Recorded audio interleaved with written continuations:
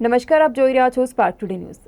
સાબરકાંઠા જિલ્લાના મુખ્ય મથક હિંમતનગર સિવિલ હોસ્પિટલ સાબરકાંઠા અને અરવલ્લી જિલ્લાના સાંસદ મુલાકાતે પહોંચ્યા। સિવિલના વિવિધ વિભાગની મુલાકાત લીધી હતી। દર્દી અને તેમના સગા સંબંધીઓની સાથે સંવાદ કર્યો હતો। હિંમતનગર સિવિલ હોસ્પિટલમાં ચાંદીપુરમ વાયરસને લઈને સાબરકાંઠા અરવલ્લીના સાંસદ શોભનાબેન બારૈયા ટીમ સાથે પહોંચ્યા હતા। સિવિલના તબીબોની સાથે સંવાદ કરી ચાંદીપુરમ વાયરસને લઈને થયેલી કામગીરી અંગે વાકેફ થયા અને ત્યારબાદ સિવિલ હોસ્પિટલમાં અલગ અલગ વિભાગોની મુલાકાતે પહોંચ્યા।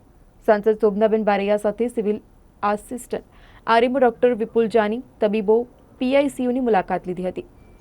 चांदीपुर वायरसनी વધુ કેસો આવે તેના માટે કરેલી વ્યવસ્થા સ્થળની મુલાકાત લીધી હતી। સિવિલ હોસ્પિટલની મુલાકાત લીધી।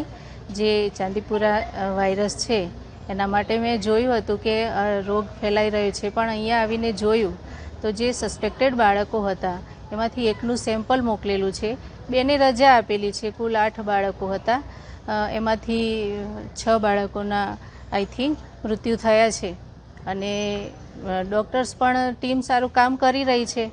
અને આજે હું અહીંયા આવી ત્યારે અવેરનેસ પણ જોવા મળી છે અને વાલીઓને અથવા જનતાને પણ હું કહેવા માગું છું કે આપણે પણ થોડી અવેરનેસ રાખીએ, સ્વચ્છતા રાખીએ, ફૂલ લીવ્સના કપડાં પહેરીએ અને થોડી જાગૃતતા લાવીએ તો વાયરસથી બચી શકાય એમ છે।